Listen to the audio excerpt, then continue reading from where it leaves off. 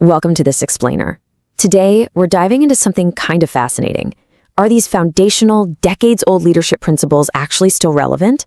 Or are they just, outdated boomer philosophies that have absolutely no place in today's world?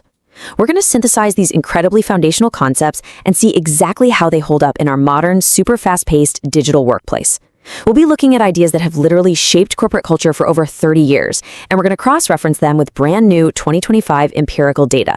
We want to see what genuinely works when it comes to personal and organizational success right now. So, does a 1989 leadership philosophy really hold up today? Let's find out by testing Stephen Covey's legendary framework against 21st century academic literature.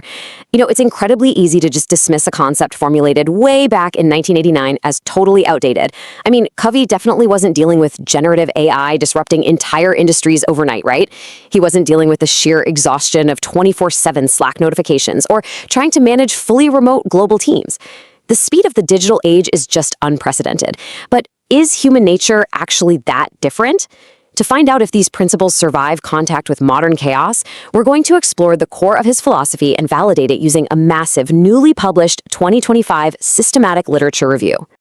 Section 1, the principle of choice. We're going to take an inside-out approach today, starting right at the micro level with the individual. And habit 1, be proactive. Covey hit the nail on the head when he said, if you wait to be acted upon, you will be acted upon.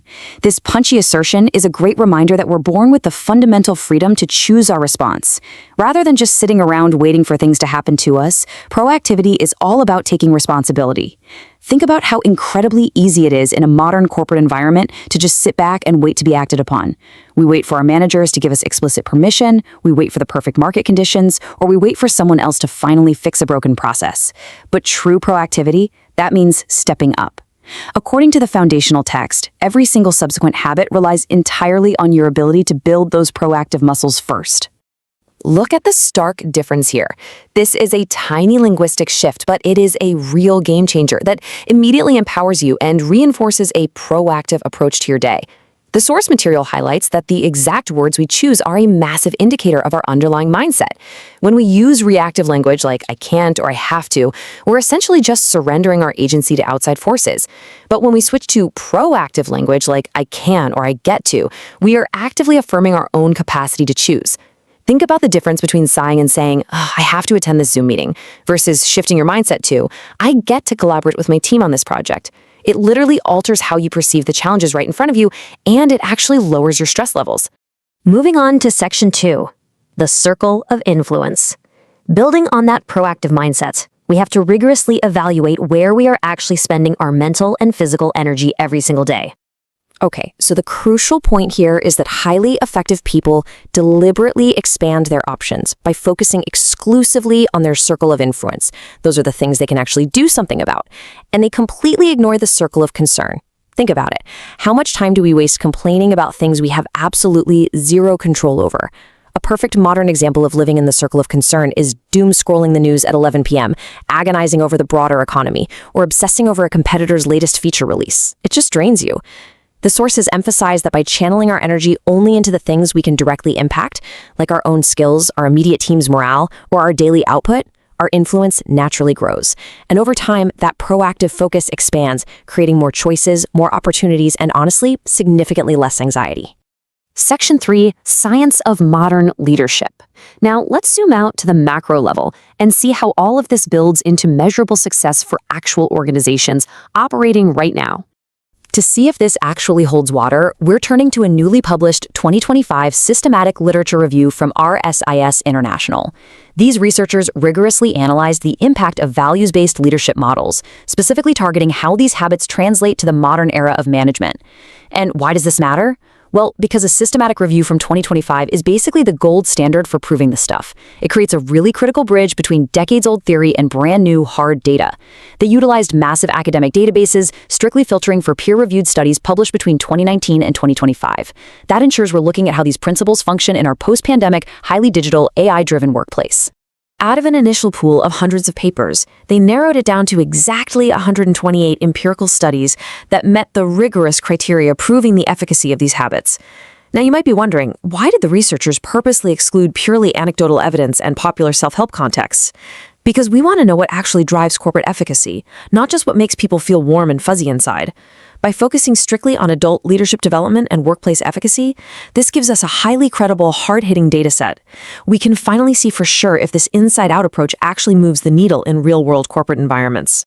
And this completely shatters the idea that these principles are just, feel-good self-help. They are empirically proven drivers of 21st century organizational success. Let's walk through these validated outcomes. First up, look at the documented gains in productivity. Teams led by proactive individuals simply perform at a higher level, period. Add to that the higher employee engagement scores. When leaders focus on what they can actually control, that clarity trickles down to everyone. Then we see significant reductions in turnover rates. Just think about how this works in practice. An ethical foundation built on integrity and clear vision naturally reduces toxicity. When employees feel they're led fairly, team cohesion skyrockets, and they simply don't want to leave. Replacing talent is incredibly expensive, so retaining it through values-based leadership, that is a massive competitive advantage. The data conclusively shows that leaders who embody purpose and integrity genuinely foster a culture of high performance and long-term stability. Now, to keep things completely fair and impartial, we do need to point out that the academic review identified a few methodological gaps in the current research. While the results are overwhelmingly positive, the reviewers pointed out a heavy reliance on self-reported surveys. This can introduce what academics call common method bias, which basically just means people tend to rate their own leadership skills or workplace behaviors a whole lot higher than they actually are. There's also a notable scarcity of long-term objective tracking and a real need for more robust quasi-experimental designs to strengthen causal evidence. It's a healthy reminder that while the data strongly supports the framework, leadership science is an ever-evolving field that requires continuous, rigorous measurement, rather than just taking people at their word. Which brings us to Section 4. Finding your voice. With the foundational habits scientifically validated by modern data, we can now look at the evolutionary next step. Enter the 8th habit. Find your voice and inspire others to find theirs. This concept completely bridges the gap between individual effectiveness and true collective greatness. According to the source material, voice is essentially a code word for unique personal significance. It's the idea that true modern leadership isn't just about managing tasks, ticking off boxes, or hitting quarterly quotas. No way. It's about discovering what uniquely drives you and, more importantly, inspiring those around you to find their own unique significance. What does it actually look like when someone finds their voice?